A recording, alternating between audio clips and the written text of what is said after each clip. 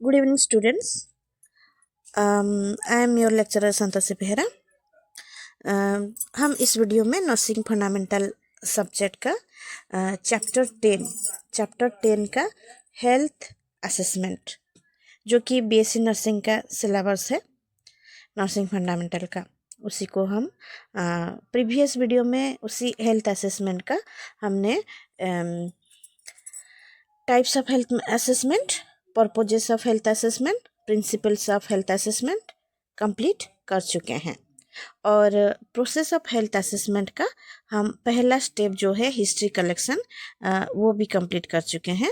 और process of health assessment का जो नेक्स्ट है फिजिकल एग्जामिनेशन, उसी को आज हम पढ़ेंगे. ठीक है, तो फिजिकल एग्जामिनेशन असेसमेंट क्या है.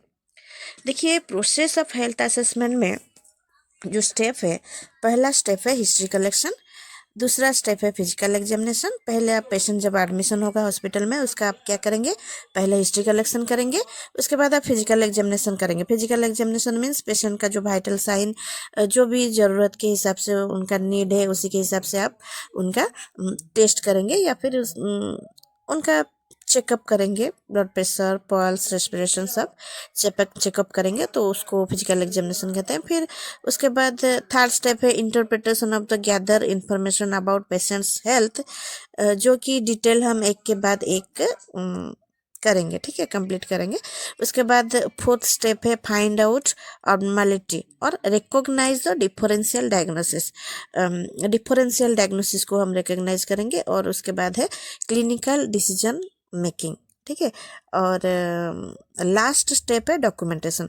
तो आज हम प्रोसेस ऑफ हेल्थ असेसमेंट का जो सेकंड स्टेप फिजिकल एग्जामिनेशन, पहला स्टेप हिस्ट्री कलेक्शन हम कंप्लीट कर चुके हैं, और आज हम पढ़ेंगे फिजिकल एग्जामिनेशन, उसी के बारे में. फिजिकल एग्जामिनेशन क्या है और फिजिकल एग्जामिनेशन में कौन कौन सा इंस्ट्रूमेंट जो है वो यूज हो रहा है, उसी के बारे में डिस्कशन करेंगे, जो कि यहाँ पे पढ़ेंगे. और देखिए, वीडियो छोड़ के मत जाइए, क्योंकि यहाँ पे बहुत सारा इमेज है जो कि आपका फिजिकल एग्जामिनेशन के लिए ज़रूरी है. इंस्ट्रूमेंट जो जो ज़रूरी है उसी को भी मैं यहाँ पे लाई हूँ, और अच्छे से पढ़ेंगे. तो चलिए स्टार्ट करते हैं. देखिए, फिजिकल एग्जामिनेशन क्या है. फिजिकल एग्जामिनेशन असेसमेंट, जब पेशेंट हॉस्पिटल में एडमिशन होते हैं तो पहला जो हम क्या करते हैं, पहला उनका हिस्ट्री कलेक्शन करते हैं. और हिस्ट्री कलेक्शन में हम क्या क्या करेंगे वो प्रीवियस वीडियो में मैं कंप्लीट कर चुकी हूँ, उस वीडियो को देख लीजिएगा. ठीक है, तो अभी हम फिजिकल एग्जामिनेशन के बारे में करेंगे. अच्छा, फिजिकल एग्जामिनेशन क्या है. फिजिकल एग्जामिनेशन असेसमेंट, देखिए, it is the collection of objective data from the patient. Physical examination क्या है, कलेक्शन ऑफ ऑब्जेक्टिव डाटा. अब ऑब्जेक्टिव डाटा क्या है, जो पेशेंट से हम ऑब्जेक्टिव डाटा मीन्स हम पेशेंट का जो पेशेंट जो कहता है वो सब्जेक्टिव डाटा है, और जो हम करते हैं वो ऑब्जेक्टिव डाटा है.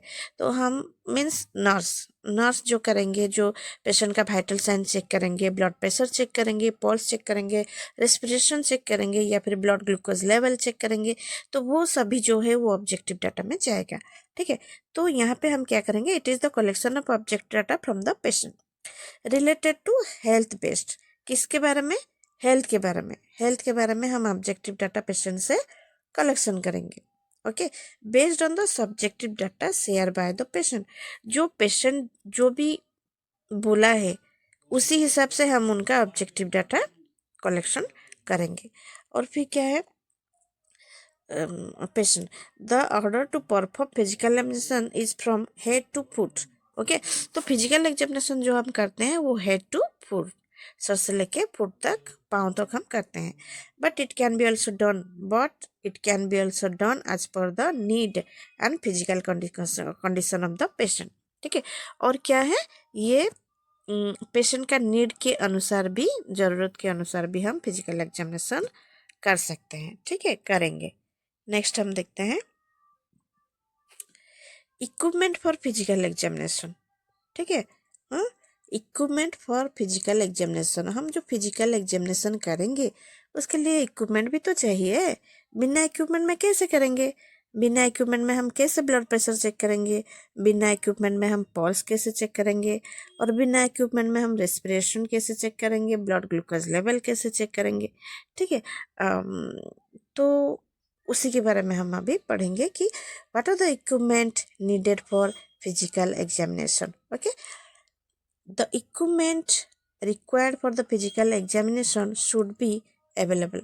ठीक है, जब भी आप फिजिकल एग्जामिनेशन कर रहे हैं, जब भी कोई नर्स फिजिकल एग्जामिनेशन कर रहे हैं, तो उनके लिए इक्विपमेंट अवेलेबल होना ज़रूरी है। ठीक है, the equipment should be clean. जो भी इक्विपमेंट आप यूज कर रहे हैं पेशेंट के लिए, वो इक्विपमेंट क्लीन होना चाहिए, मतलब साफ होना चाहिए, स्टेराइल होना चाहिए। अगर इक्विपमेंट स्टेराइल होना ज़रूरी है तो उसको भी स्टेराइल होना चाहिए। Make sure all the equipment are in working condition. Important है, आपको जानना चाहिए कि जो भी इक्विपमेंट आप यूज कर रहे हैं, मतलब जो भी इक्विपमेंट जो नर्सेस यूज कर रहे हैं, वो वर्किंग कंडीशन में होना चाहिए।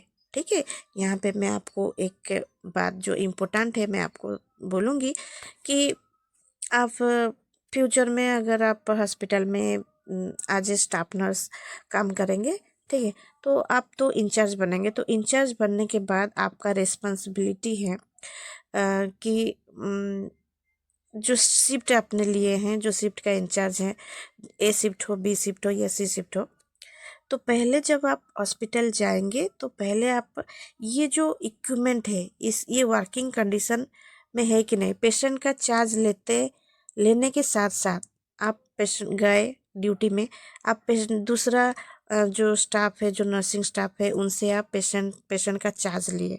ठीक है, उसके बाद आपका ड्यूटी स्टार्ट हो जाएगा। तो पेशेंट का चार्ज लेने के साथ साथ आपको इंस्ट्रूमेंट का भी चार्ज लेना है। इंस्ट्रूमेंट वर्किंग कंडीशन में है कि नहीं है, उसके बारे में भी देखना है। अगर इंस्ट्रूमेंट वर्किंग कंडीशन में नहीं है तो इमरजेंसी में, अब एग्जाम्पल के लिए देखिए, कोई पेशेंट सिक है, ठीक है, और अब आपने क्या किया, मतलब जो नर्सेस है उन्होंने क्या किया, वो चेक नहीं किए हैं कि ऑक्सीजन है कि नहीं है, ठीक है, सक्शन मशीन वर्किंग कंडीशन में है कि नहीं है। तो जब इमरजेंसी हो गया और पेशेंट को सक्शन की ज़रूरत है और उसी समय अगर स्टाफ नर्स देख रहे हैं कि सक्शन काम नहीं कर रहा है, तो पेशेंट का जान तो चला जाएगा। पेशेंट का जान को हम बचा नहीं सकते। ठीक है, तो थोड़ी सी नेग्लिजेंसी में क्या होता है कि एक पेशेंट का हेल्थ के ऊपर इश्यू आ जाता है। ठीक है, उसका जीवन के ऊपर इशू हो जाता है। तो पेशेंट का जान को बचाने के लिए हमें या फिर नर्सेस को, ठीक है, ध्यान रखना चाहिए कि जो भी इक्विपमेंट यूज कर रहे हैं पेशेंट के लिए, वो वर्किंग कंडीशन में होना चाहिए। Most important. Okay, next, the instrument should be pre warm before touching the patient. Okay, instrument जो है वो प्री वार्म होना चाहिए, क्योंकि अगर ठंडा होगा तो पेशेंट को प्रॉब्लम हो सकता है। ठीक है, नेक्स्ट देखते हैं।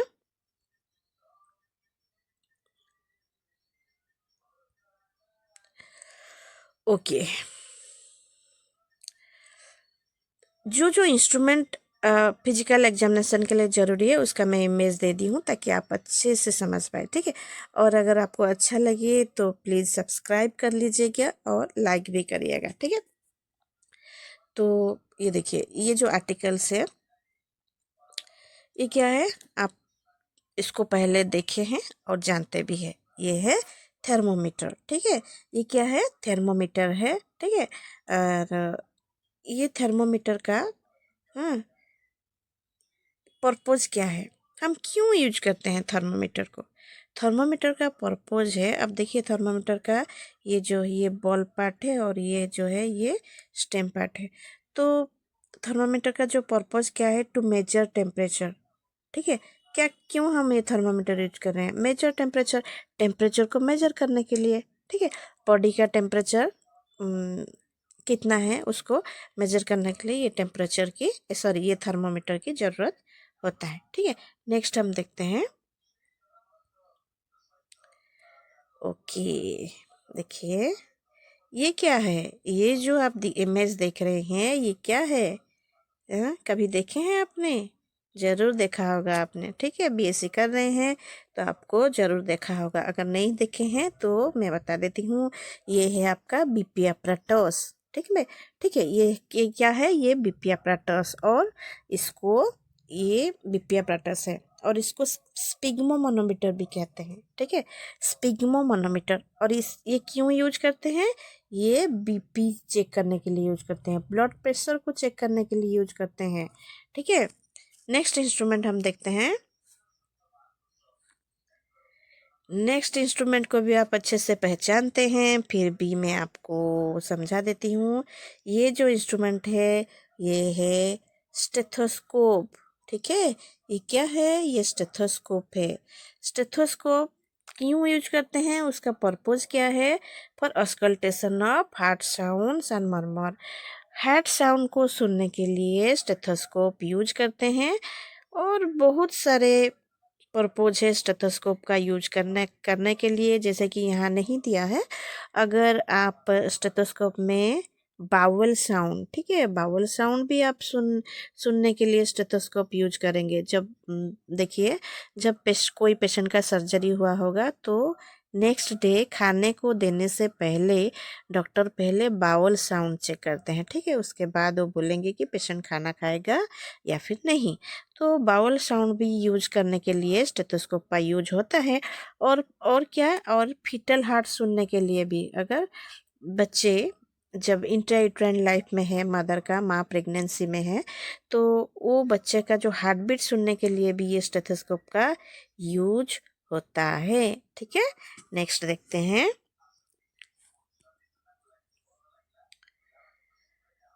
ओके, आप क्या देख रहे हैं? ये तो एक वॉच है। तो वॉच फिर क्यों? वॉच का क्या जरूरत है कि नहीं? नहीं, वॉच का भी जरूरत है।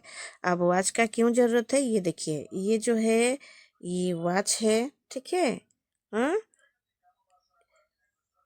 वॉच विथ सेकंड हैंड्स, ठीक है। तो उसका पर्पस क्या है? अब देखिए, आप अगर पल्स का चेक करना चाहते हैं, ठीक है, रेडियल पल्स हो या फिर ब्रैकियल पल्स हो, जो भी पल्स आपको चेक करना है, तो आपको पता है कि आप पूरे 1 मिनट आपको चेक करना पड़ता है, ठीक है। तो उसी 1 मिनट पल्स हो या फिर रेस्पिरेशन हो, तो उसको चेक करने के लिए आपको पल्स, सॉरी, वॉच का सेकेंड हैंड ज़रूरत है, ठीक है। ये आप जब देख रहे हैं ना सेकेंड हैंड, तो यहाँ से स्टार्ट होगा और ये पूरा 1 मिनट यहाँ से यहाँ तक आएगा। इतना तक आप चेक करेंगे और फिर पल्स का रेट बताएंगे कि नॉर्मल पल्स कितना है, ठीक है, पेशेंट का पल्स कितना है, ठीक है। तो पल्स और रेस्पिरेशन चेक करने के लिए हमें वॉच की ज़रूरत होता है, ठीक है। नेक्स्ट देखते हैं। नेक्स्ट है हाइट स्केल। हाइट स्केल जो कि हाइट चेक करने के लिए ज़रूरत होता है। आर्टिकल्स क्या है? हाइट स्केल है, ठीक है। हाइट स्केल, ये हाइट स्केल है। ये क्यों यूज होता है? For measuring of height. Height check करने के लिए हम यूज करते हैं। नेक्स्ट देखते हैं। इसको तो आप अच्छे से जानते हैं। ये क्या है? वेट स्केल, ठीक है। वेट स्केल है। इसमें क्या करेंगे? वजन को चेक करेंगे, ठीक है। हाँ, हमारा वजन हम चेक करते हैं, वही तो।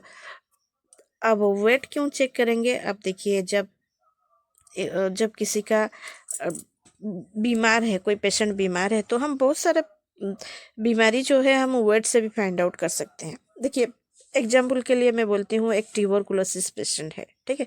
तो ट्यूबरकुलोसिस पेशेंट में क्या होता है? वेट लॉस होता है, ठीक है। वेट लॉस होता है तो आप फाइंड आउट कर सकते हैं कि प्रीवियसली वो पेशेंट का वेट कितना था और ट्यूबरकुलोसिस होने के बाद उसका वेट कितना हो गया है। अगर ज़्यादा वेट लॉस हो गया है तो भी आप डाउट कर सकते हैं कि हाँ, इस पेशेंट को ट्यूबरकुलोसिस हो सकता है। और और भी सिम्टम्स एंड सिम्टम होना चाहिए, ओनली वेट लॉस नहीं है, ठीक है। तो ये जो वेट स्केल है हम क्यों यूज करेंगे? टू मेजर वेट, ठीक है। और कब? प्रेगनेंसी में भी यूज करते हैं ना वेट को, वेट मशीन को। क्यों? क्योंकि जो नॉन प्रेग्नेंट स्टेट में फीमेल का जो वेट था आफ्टर प्रेगनेंसी 12 kg ज़्यादा हो जाता है, ठीक है। तो हम चेक करेंगे कि नॉन प्रेग्नेंट स्टेट में वो पेशेंट का, वो फीमेल का वेट कितना था और आफ्टर प्रेगनेंसी वो फीमेल का वेट कितना है, ठीक है। नेक्स्ट देखते हैं। ओके। ये जो आप देख रहे हैं ये मेजरिंग टेप है, ठीक है। Measuring tape, measuring tape purpose क्या है, मेजर करने के लिए है। आप क्या मेजर करेंगे, एब्डोमिनल गर्थ, ठीक है। एब्डोमिनल गर्थ मीन्स आप एब्डोमिनल का गोलाई, ठीक है, एब्डोमिनल का गोलाई को मेजर करने के लिए इसको यूज करते हैं, ठीक है। नेक्स्ट हम देखते हैं।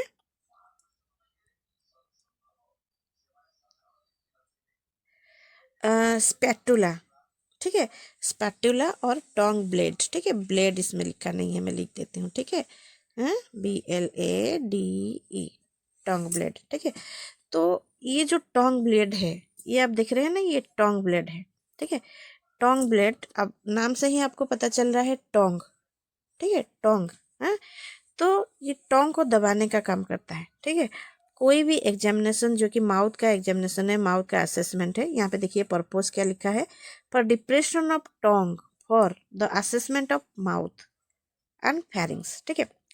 जब माउथ और फेरिंग्स, ठीक है, तो फेरिंग्स तो आपको पता है, ठीक है, जो 12 to 14 cm लॉन्ग है फेरिंग्स, ठीक है। मैं जब आपको ये एनाटॉमी फिजियोलॉजी पढ़ाऊंगी तभी आपको मैं डिटेल पढ़ाऊंगी, ठीक है, फेरिंग्स क्या है।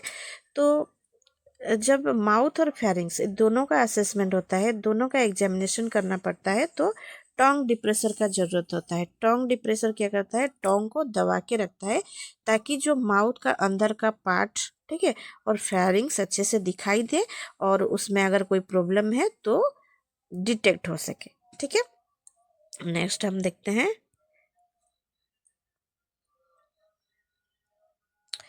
ओके, ये देखिए ये क्या है, स्नेलन चार्ट।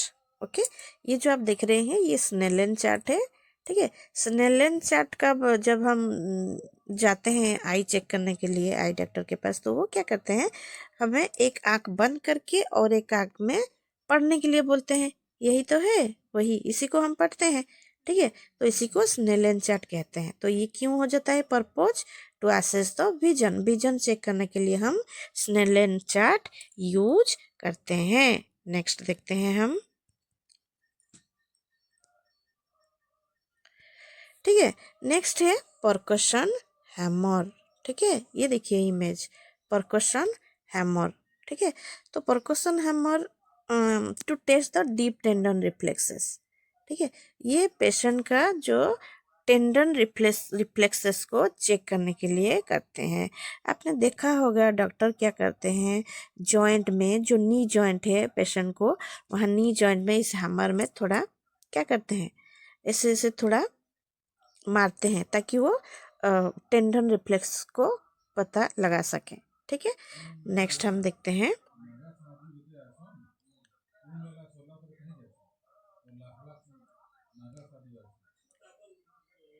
ओके, ये जो आप देख रहे हैं ये ट्यूनिंग फर्क है, ठीक है, ट्यूनिंग फर्क, ठीक।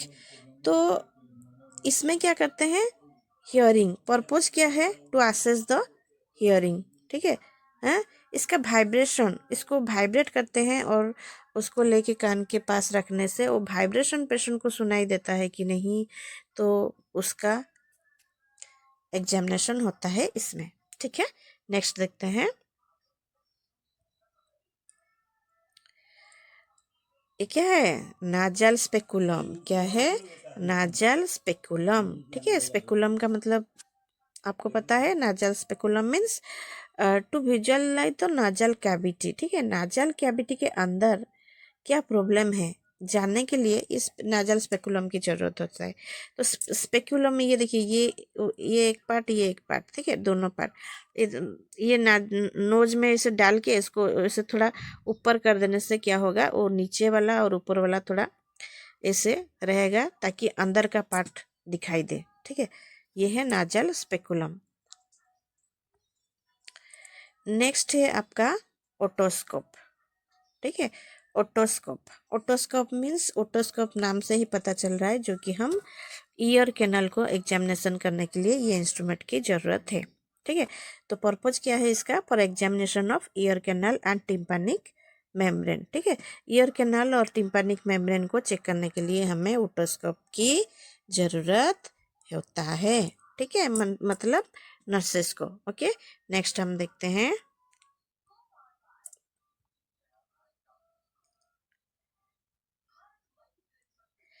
ये क्या है? ऑप्थेल्मोस्कोप। नाम से पता चल रहा है आपको, ऑप्थेल्मोस्कोप। ऑप्थेल्मोस्कोप हम क्यों यूज करेंगे? To visualize the interior of the eye. Eye का अंदर का पार्ट को देखने के लिए हमें ऑप्थेल्मोस्कोप की ज़रूरत है, जो कि ये है। ठीक है, नेक्स्ट हम देखते हैं।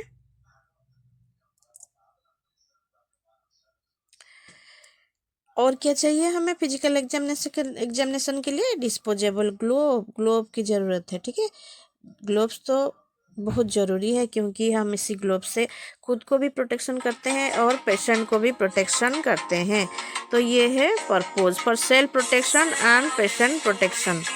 पेशेंट को प्रोटेक्शन करने के लिए और सेल्फ प्रोटेक्शन के लिए हमें इसकी बहुत ज़रूरत है। ठीक है, नेक्स्ट में देखते हैं।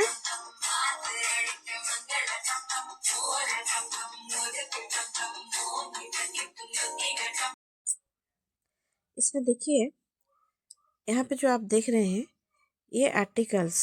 ठीक है, ये जो आर्टिकल्स है ये क्या है? Disposable globe. ठीक है, ये देखिए ये है डिस्पोजेबल ग्लोब। डिस्पोजेबल ग्लोब जो है हम जो यूज करते हैं, हर प्रोसीजर में हमें डिस्पोजेबल ग्लोब की यूज करना ज़रूरी है। अब देखिए, जो कोई भी प्रोसीजर हो, आप पहले क्या करेंगे? हैंड वॉशिंग करेंगे, फिर आप ग्लोव्स पहनेंगे, फिर प्रोसीजर करेंगे।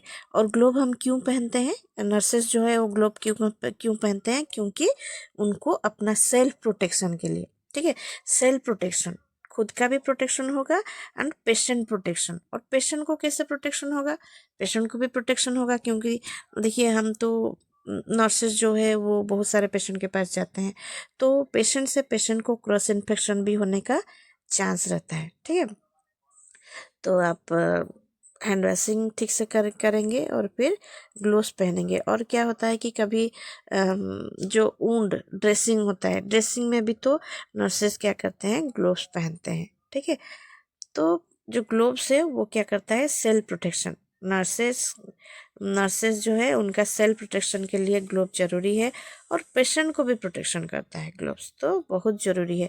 हर प्रोसीजर में ग्लोव्स की ज़रूरत है। ठीक है, सर्जिकल प्रोसीजर में भी अगर कोई सर्जरी होता है भी तो विदाउट ग्लोव्स नहीं हो सकता, और वो जो है सर्जरी वाला ग्लोव्स हो तो स्टेराइल होता है।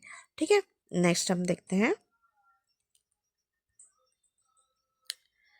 ओके, ये जो आर्टिकल्स आप देख रहे हैं ये ड्राफ्ट शीट है। ठीक है, जो है पेशेंट को कवर करने के लिए ज़रूरी होता है। जो भी प्रोसीजर करते हैं तो उससे पहले पेशेंट का प्राइवेसी भी तो देखना पड़ता है, हर प्रोसीजर का। ठीक है, प्राइवेसी मेंटेन करना ज़रूरी है। मैं आपको एक एक प्रोसीजर आपको मैं दिखाऊंगी। ठीक है, हर प्रोसीजर में आपको दिखाऊंगी, सामने आके ही दिखाऊंगी। तो वो सब प्रोसीजर हम कवर करेंगे। टेम्परेचर टीपीआर प्रोसीजर कवर करेंगे, बेड मेकिंग प्रोसीजर कवर करेंगे, बेड बाथ कवर करेंगे। हाँ, सब प्रोसीजर हम कवर करेंगे। तो हर प्रोसीजर में जो है सीट, ड्राफ्ट सीट ज़रूरी है। ठीक है, पेशेंट को कवर करने के लिए। ठीक है, ये देखिए ये जो है सीट जो कि पेशेंट को कवर करने के लिए ज़रूरी है, प्राइवेसी मेंटेन करने के लिए ज़रूरी है। ठीक है, तो नेक्स्ट देखते हैं। ओके, और क्या चाहिए? रिकॉर्ड शीट चाहिए। ठीक है, जब भी हम कोई प्रोसीजर करते हैं तो प्रोसीजर करने के बाद रिकॉर्ड करना, रिकॉर्ड मेंटेन करना इम्पोर्टेंट है।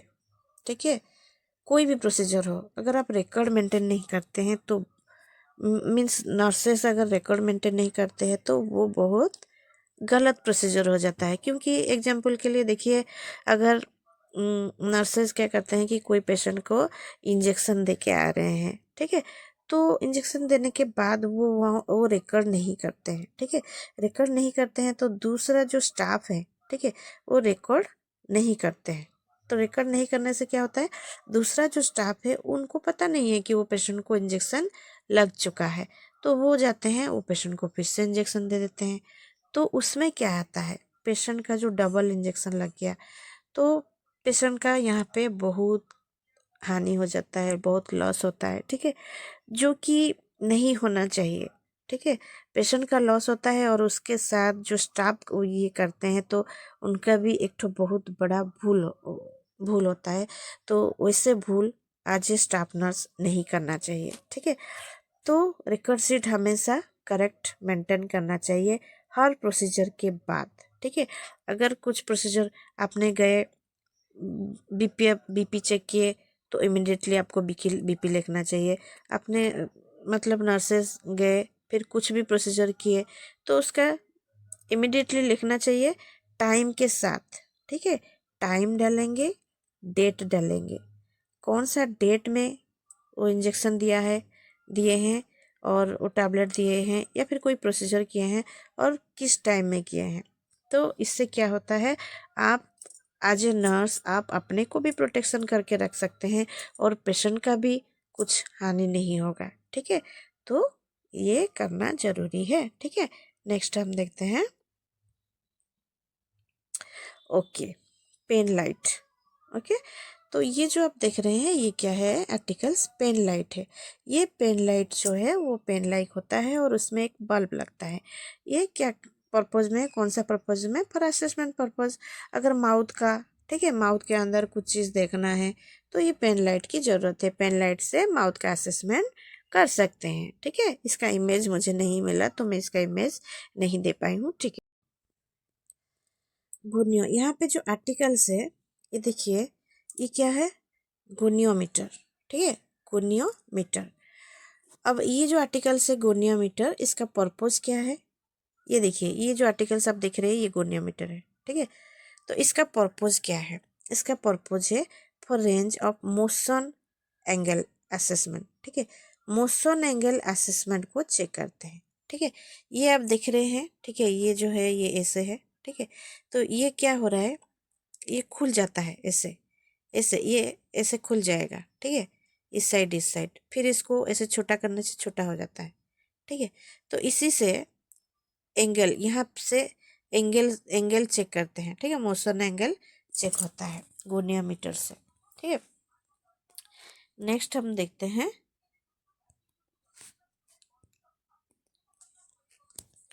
आर्टिकल से कॉटन बॉल, ठीक है, cotton ball, hot and cold object, spirit swap और स्मेलिंग। कॉटन बॉल, यहाँ पे देखिए ये कॉटन बॉल है, हॉट कोल्ड ऑब्जेक्ट, ठीक है, और स्पिरिट स्वैप, जब स्पिरिट स्वैप पेशेंट को सुंघाएंगे तो स्मेल, ठीक है, स्मेल होता है। तो इसी से पता चलता है कि सेंसरी ठीक है कि नहीं है। सेंसरी असेसमेंट के लिए ये सब चीज़ जरूरी है, ठीक है। नेक्स्ट हम देखते हैं,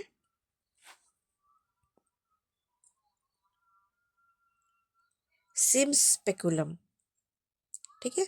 आर्टिकल्स में क्या है, सिम स्पेकुलम। ये जो आप इमेज देख रहे हैं ये है सिम स्पेकुलम। अब ये क्यों जरूरी है, फॉर वेजाइनल एग्जामिनेशन, ठीक है।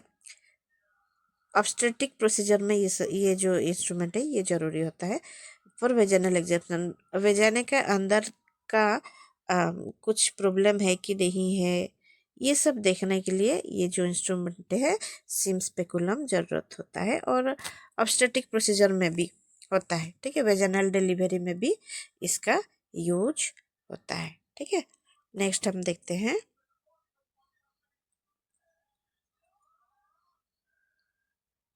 ये जो है ये प्रोक्टोस्कोप है, ठीक है।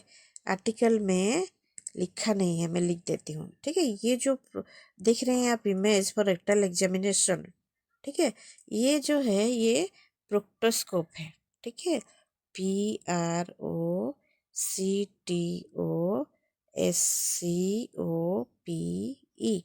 प्रोक्टोस्कोप, ठीक है।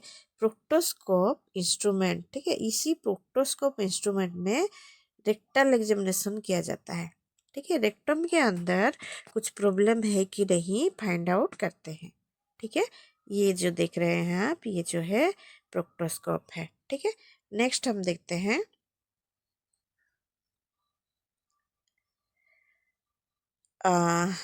इसको बाद में पढ़ेंगे, ठीक है, इतना ही रहने दीजिए। Method of performing physical examination, जो इंस्पेक्शन, पल्पेशन, परकशन, ऑस्कल्टेशन, ये हम नेक्स्ट वीडियो में पढ़ेंगे, ठीक है। अभी thank you for watching this video. Okay, thank you for watching this video. अगर आपको वीडियो अच्छा लगा, ठीक है, आप लाइक कर लीजिए, और आपको इसी टाइप का वीडियो चाहिए तो आप सब्सक्राइब कर लीजिए। अगर आप नर्सिंग स्टूडेंट है तो आपको सब्सक्राइब करना ज़रूरी है, सब्सक्राइब कर लीजिए, क्योंकि मैं बहुत सारा प्रोसीजर भी लेके आने वाली हूँ यहाँ पे। हर प्रोसीजर मैं आपको दिखाऊंगी, टीपीआर का प्रोसीजर मैं दिखाऊंगी, ठीक है, बेड मेकिंग का हर प्रोसीजर में दिखाऊंगी, बेड बाथ का प्रोसीजर दिखाऊंगी, और मिडवाइफरी का भी थ्योरी में लूँगी, और एनाटॉमी फिजियोलॉजी का भी थ्योरी में लूँगी। तो thank you for watching this video.